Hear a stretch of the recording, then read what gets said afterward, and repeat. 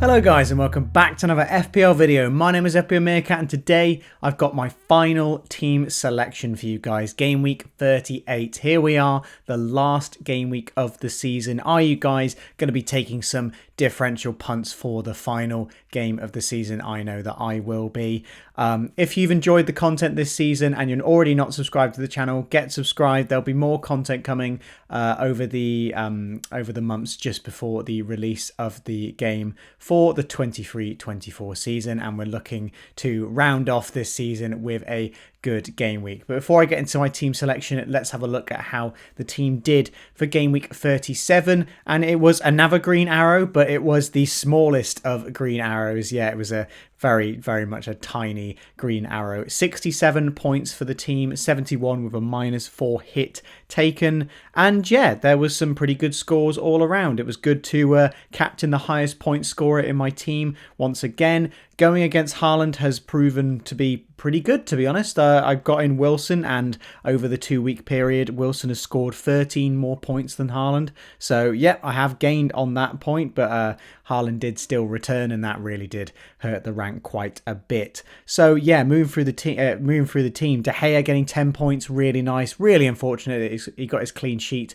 wiped out really near the end of the game. He could have been on for about 15 points. That sent me quite far down the ranks, that goal. That did hurt a bit. Trippier, I did actually start Trippier, unlike some of you lucky people that are going to be getting him off the bench.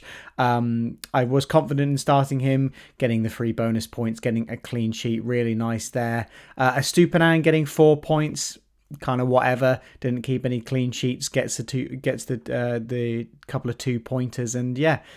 4 points there for Estupiñán. 1 point for Trent, definitely the most disappointing in the team there. John Stones coming off the bench for Grealish for 3 points. Yeah, Grealish was just an absolute no-show. People thought he might be hungover from partying, and yeah, that was exactly the case. Although, to be fair, did many people predict Nottingham Forest to beat Arsenal? I'm sure quite a few of you did, but yeah, that obviously changed a lot of our thinking, knowing that there was going to be a lot of rotation for that Man City side, given that they'd already won the league before they kicked a ball. Ødegaard, very much disappointing again. Arsenal just been miles off it. I was really hoping they'd have a bit more fight about them. But yeah, Ødegaard's been a terrible transfer in, but I don't think I'm going to bother getting rid of him for the last game of the season. Fernandes being the captain, scoring a penalty, doing what he does best. Honestly, he could have had so many points this game week. He just kept missing. People kept not returning his scoring his chances created. Honestly, his score could have been anything. So 11 points feels quite low for the amount of output he was giving. But yeah, it's still a nice return, and obviously the highest point scorer in the team. Mahrez getting 5. He did actually start both in the double, but didn't get any returns somehow. Again, disallowed goals, disallowed assists. Really frustrating from Mahrez there. I got him in for a hit over Matoma, which didn't work out very well. Matoma scored 7. I was very surprised he started the Southampton game. I thought he was well due a rest. But yeah, he managed to start all the games and got 7 points. So yeah, that was a -4 there on the transfers, which wasn't very good. But I got Fernandes in for Willock. So yeah, that was a big bonus. So that, I ended up being up on my transfers. Mohamed Salah as well, getting 5 points. Not a very... you managed to get an assist, which was nice. But yeah, not a very good performance from Liverpool as a whole in that game. And Ciso, what a goal he scored to get 8 points. Wow, what a strike that was. He only played 90 minutes basically for the whole double, but yeah, still managed to get the returns in that time. Really good score there. And Wilson obviously blanked as well. So yeah, it was a small green arrow for the penultimate game of the season, game week of the season. Yeah, a small green arrow. I wish it was a bit bigger. I've not really got anything to play for now. I'm comfortably in the top 500k. I'm nowhere near the top 100k. So yeah, I'm just going to be in this middle pack really. So I might as well have a little bit of fun for the last game week. I'm not going to go too mental, but yeah, I'm going to try and have a little bit of fun for the game week. So moving on to how the game week 38 team is looking. I obviously haven't made a transfer yet because like the rest of you, it's going to massively depend on what the team news is. So I really would encourage you to not make early transfers. I doubt that price rises and falls are really going to affect you at this point. So yeah, I would really heavily encourage you to wait. I've got the captaincy there as question marks because I really do not know who I'm captaining. Basically, when it comes to this point of the season, all I care about now are the mini leagues, the cash mini leagues. And there's one in particular that I'm 32 points behind, I think I worked out.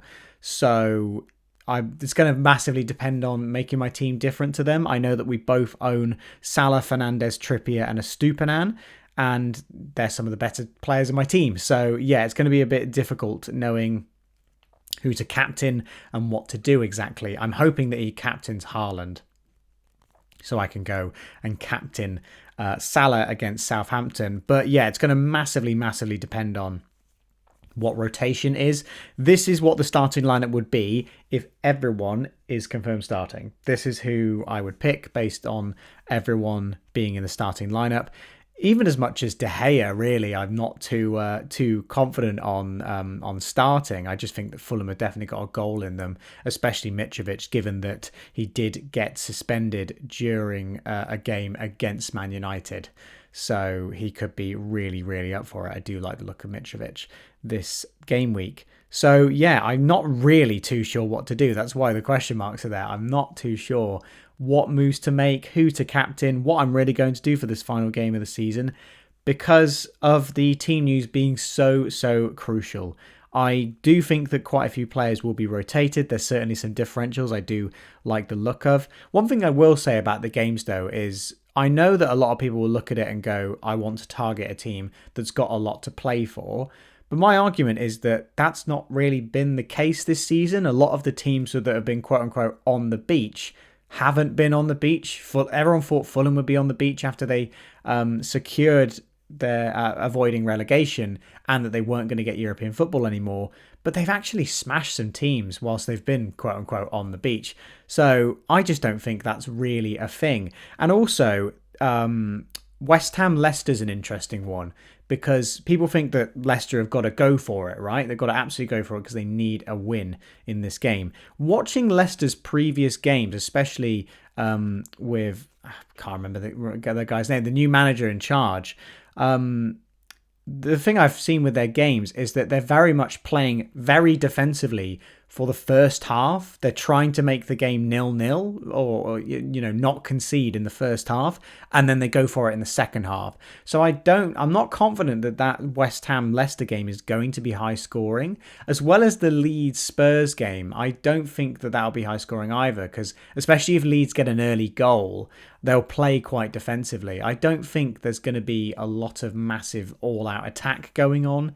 To be honest, I think teams are going to be quite defensive, and we could see some really interesting scorelines in this game week. So I really wouldn't discourage going on any team, really. Anything could happen in this game week. Anyone could try to prove themselves as a player. So yeah, it's very much still up in the open at the moment. Not really too sure what my moves are going to be. So because I'm not really talking much about my team here, I've done some other graphics for this final team selection. So moving on to this bit, the starting odds that I think for my own team, because of course I think my transfers are going to be heavily based on the starting lineups, early team news, and I've just got some percentages in mind just so I've got a better idea of who I'm probably going to be transferring out. So number one on the list, David Raya. He's the only player in my team, even though I'm probably not going to start him with the home game against Man City, although maybe I could because he could make a ton of saves. He could really rack up some points. I am tempted to start Raya over De Gea. But Raya's the only one in the team who I'm absolutely 100% sure is going to start. Brentford have still got a Europa League spot, a Conference League spot to play for, and Raya has looked absolutely exceptional this season. So yeah, I'm extremely confident that he plays. Just actually a word on the colouring here. The players in green, they're players I'm confident are going to start. In yellow are the players that I have a little bit of doubt on, but I still think will start. Orange, I have quite a bit of doubt about, but again, I think they could start, but I have quite a bit of doubt on them. And the reds are players that I don't think are going to start. But moving on to second here, Trippier, 95%. I'm fairly confident he's going to play. Played every single game. Again, there could be potential rotation as Newcastle have secured their top four. but I think Trippier will play. Same as De Gea. There is Heaton in goal that could potentially play for Man United, or no, sorry, it's Butland now, isn't it? I think Heaton left, didn't he? Butland could potentially get a game in goal, but yeah, I think De Gea will want more clean sheets, so I think he'll play, but there's a little bit of doubt, a 10% chance I'd give it. Fernandes and Salah, I kind of putting in the same bracket here, in that you would think they'd start for their teams, but there could be rotation. There could be rotation for Man United, there could be rotation for Liverpool. They haven't really got any good replacements in their positions though, which is why I'm quite confident on them starting.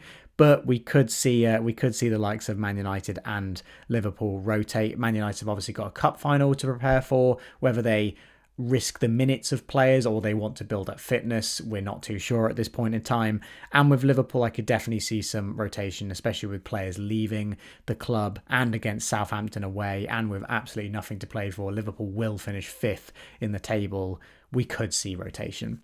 And Estupiñán, I'm a little less confident about starting just because he's played so many minutes recently. Again, I think he does start. I think that Brighton will want to end on a good note, and I don't really think there's a very good replacement in his position. But yeah, just a little bit of doubt. Moving on to the players that I do have quite a bit of doubt for. Trent Alexander-Arnold, I've got 75%. I think I'm confident about him starting, but the likes of Joe Gomez could play at right back. Milner could fill in at right back. Klopp could rotate. These are more the players that should start, but there's a bit more competition at their position to potentially rotate. Ødegaard as well, I've got even a bit lower, just because Arsenal have looked so poor in current weeks. I think Arteta could potentially give some of the younger players a run out, and also there's 2 very like-for-like replacements for Ødegaard in that team. There's Vieira and there's Emile Smith-Rowe, who could easily fill in that central attacking midfield position where Ødegaard is, that number 10. So yeah, they could potentially rotate in that position. Not 100% sure that he will start. Callum Wilson, quite a bit of doubt on him. He obviously came off early in the last game, and yeah, I think Eddie Howe actually said in his press conference about potentially trying out new stuff. So I wouldn't be surprised if Wilson does get benched. There could be potential to have Isak up front, start someone else, maybe have someone on the wing. Yeah, there could be some difference there. But Newcastle do have something to play for. They have top 4 secured, but they could still finish 3rd, so I imagine they'll want to finish strong. I would imagine. Jota as well, I've got 60%. I do think that Jota does start this one for Liverpool, but it's just a bit difficult to outline who are going to be the starting 3 positions. I think there will be rotation in that Liverpool front line. It's just knowing who's going to be there, because Jota could be striker or he could be left wing. Diaz, I think, could start as well. Gakpo as well, someone. Firmino, I do think is going to start as well.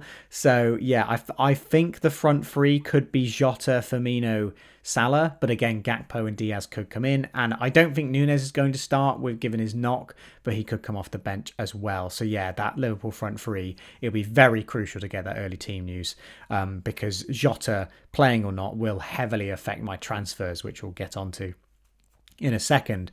And Ciso there, 50-50, I've got him for starting. He did come off early in Brighton's previous game. I do think he has been nursing that injury that he's been carrying, but he's been very good. He's a young player for Brighton, so I could see him getting minutes. I could definitely see him starting, but I could also see him getting rested if his injury is a bit too much. And Buonanotte could easily fill in that position. So yeah, 50-50. So then we come on to the Man City players, essentially. John Stones, I've got a 50%. Pep Guardiola has said in his press conference that he's going to play basically as strong as possible against Brentford. Now, do we trust his word on that? Probably not.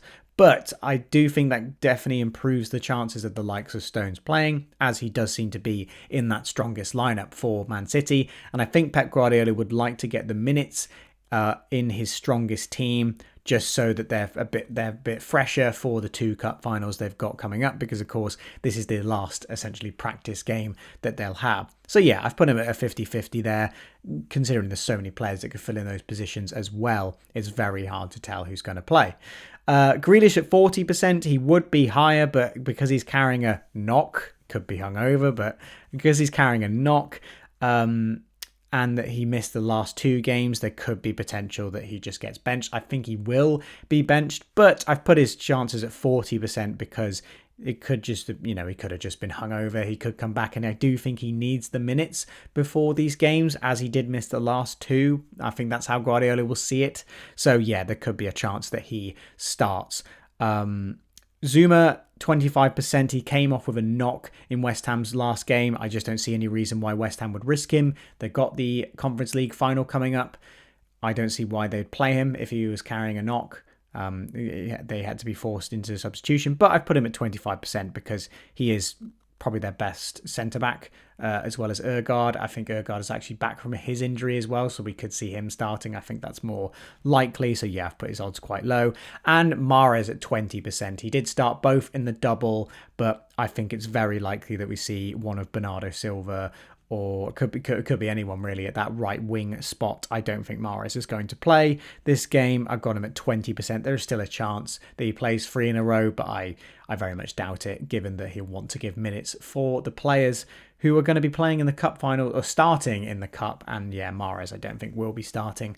So yeah, that's basically the starting odds, and this will then affect my potential transfers for this game week. So moving on to, I'm not going to be making a defensive or a goalkeeper transfer. So here are the potential transfers I can make in the midfield position. So my number one choice would be one of Luis Diaz or Gakpo. I've put Diaz here because if we get news of the Liverpool lineup and Gakpo and Diaz are both starting, I think I prefer Diaz over the 2 of them. He could be explosive given the Southampton fixture, certainly the easiest on paper.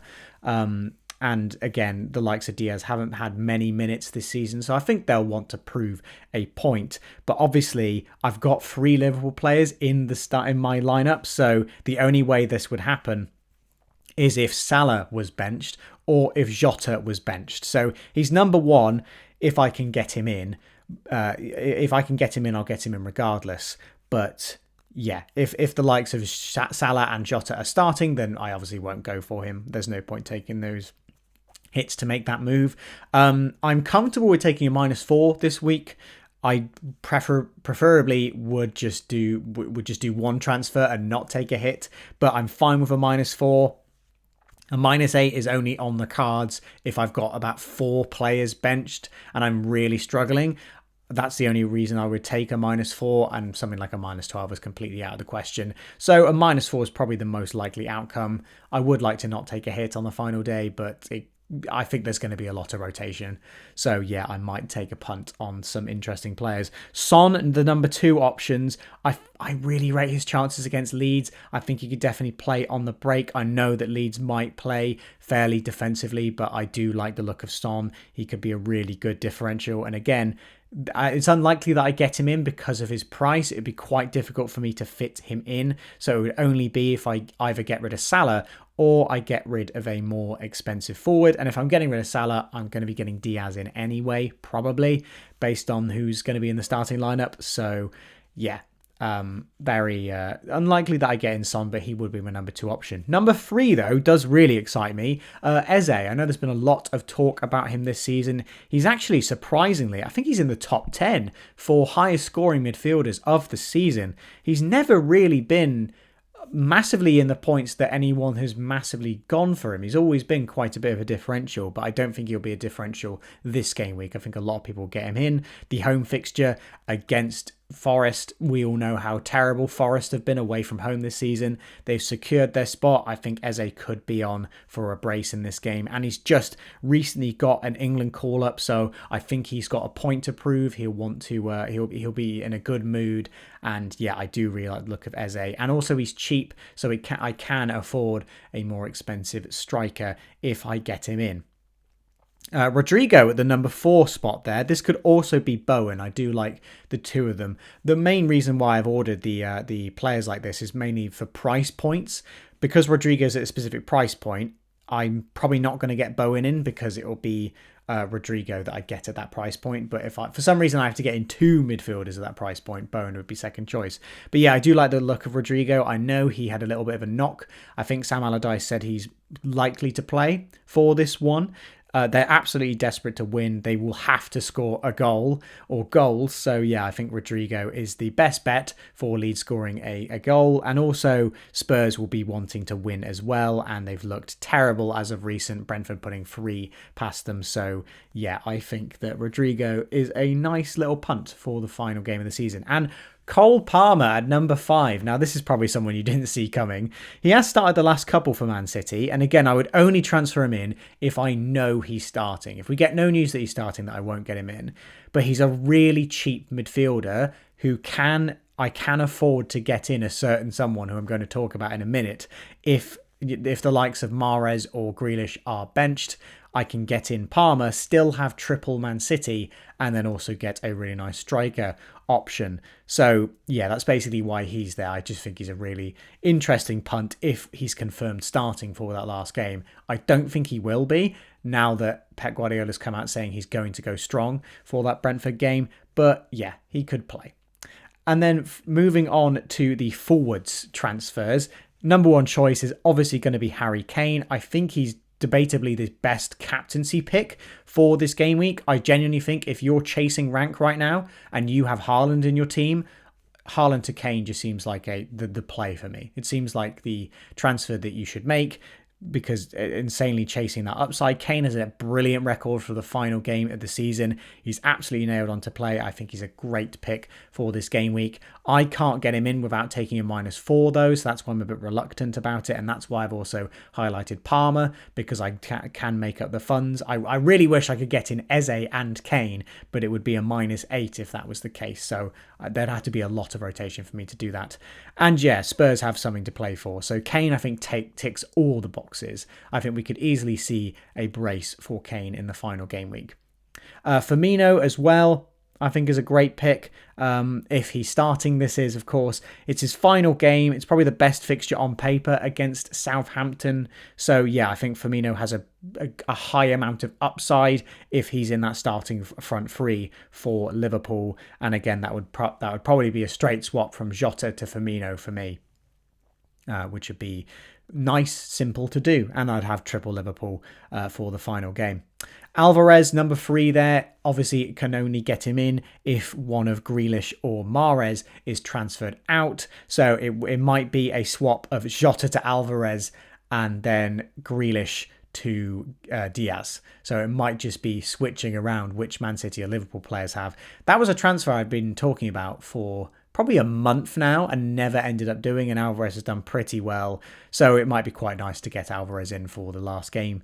I think Haaland starts the last game, so there's a bit of debate whether Alvarez is going to be in a good position in the team. But yeah, I do like Alvarez as a punt for the final game.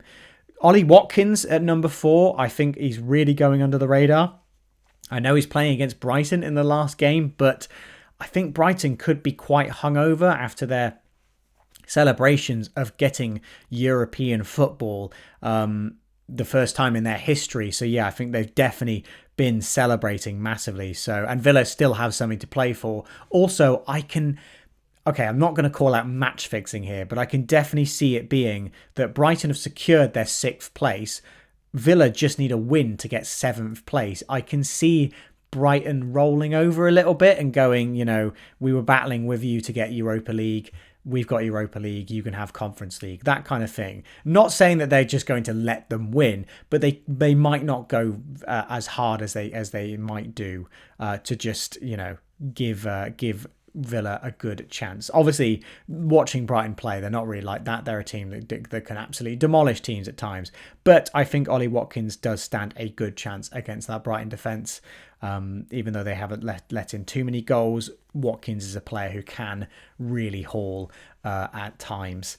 And the last one there is Evan Ferguson. Again, a cheap enabler for one of the more premium midfielders like a Son, maybe even a De Bruyne if he's available. But yeah, Ferguson has done incredibly well in the double game week. He was someone that was really heavily on my radar. He was benched in the last game, so I do expect him to start in the final game against Aston Villa. Could get a couple points. Villa's defence has been either really good or really bad this season. So yeah, he's certainly a nice, cheap punt to get in. And just to wrap up this video, the team of the game week from the mini league. Uma Shoryu, who has been the top scorer of the mini league in a previous game week as well, not Cologne. I do definitely recognise the name. 86 points here with the triple captain played. He saved it for all this time on Haaland. Unfortunately, he only got 6 points.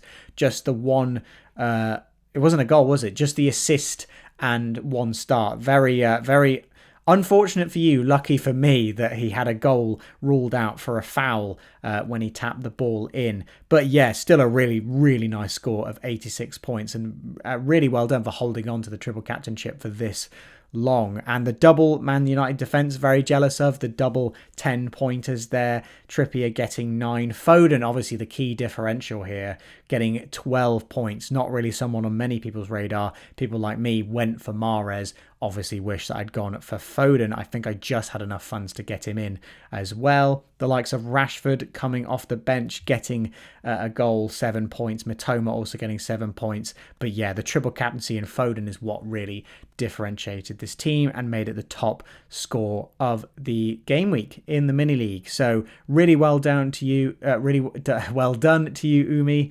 And that's going to wrap it up for this video, guys. I hope you've enjoyed. This is obviously the last team selection video I'll be doing, but I will have a season review video out next game week, and you won't want to miss that. I'm going to be giving out some awards for like the best players of the season, the troll players of the seasons, the ones that have let me down, how effective I was with the captaincy, and of course the mini league. I'll be giving out some awards for that as well. So yeah, it's going to be it's going to be a big episode, that one, a big video. And I'm going to be putting a lot of effort into that one. So get subscribed, get notifications on so you don't miss out on that one. I hope you all have a really nice game week 38 and a nice break afterwards as well. I know we've got hopefully a couple weeks before before we start talking about FPL again. But hey, if you're like me, you just constantly want to talk about the game, and it's constantly on your mind. So yeah, I hope you guys have enjoyed, and I'll see you in the next FPL video.